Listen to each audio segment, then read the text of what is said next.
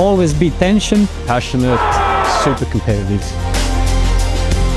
Excitement. Emotional, intense. Definitely intense. Has done it all. Gets the hairs on the back of my neck standing up. It's a really strong rivalry. There's history there. Yeah, so many battles. Great derby between two clubs, two great clubs. We had some tough opponents, but I think Melbourne Knights was right up there. Two massive clubs, and every time they come together, there's always a lot at stake. Just growing up and being a part of Melbourne Knights, when the fixture used to come out, it was always the first one I'd look at when we play South Melbourne, what round.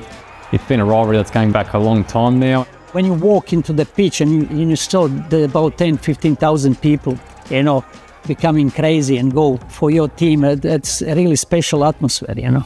Hello and welcome to the 1991 Quit National Soccer League Grand Final. It was that incredible grand final in 1991, South Melbourne and Melbourne Knights. The grand final itself was a crazy game. They seemed to have our measure for the majority of the game. Marth blasts. Yes!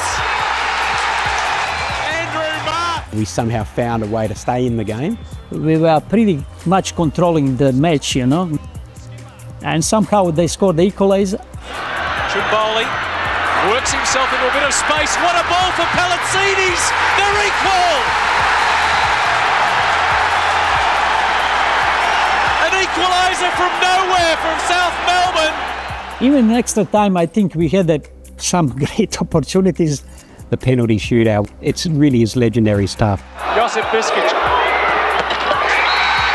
McLaren got his fingertips to it. The most miraculous penalty shootout you've ever seen. Oh, South Melbourne's still alive. They've missed three in a row. I don't believe it. Dear, oh dear! Oh my word! That's it! South Melbourne, the National League champions for the second time. South ended up winning. It was quite incredible. Remember the game when Frank Carrick goes, who's the Duke, in the semi-final, and he comes out and scores a hat-trick. They often say you always think back of the ones that you missed rather than the ones that you got, and that was one of those days. It was a terrible weather day, and Danny Tauta got sent off after about 15 minutes, and we said, okay, we're in with a shot here, but Mark Viduka ended up being the difference on the day. If I recall correctly, I think our coach at the time, Frank Carrick, may have made some sort of off-the-cuff remark about how we'd have him in our back pocket, but that came back to haunt us, and yeah, what a win for them with 10 men, and then I think that ended up being their maiden championship win the following week. So, but for us, it was a real missed opportunity to get in another grand final. We were hard at it, and they had some players that were hard at it.